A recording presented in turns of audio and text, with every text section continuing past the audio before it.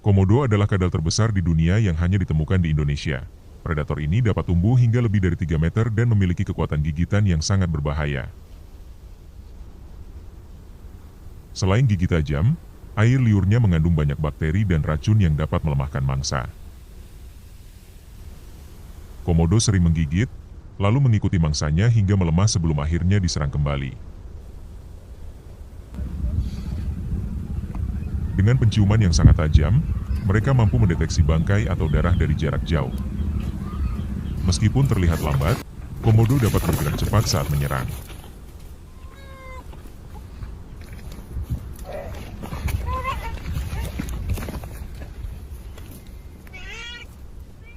Kombinasi kekuatan, racun, dan strategi membuatnya menjadi predator puncak di habitatnya.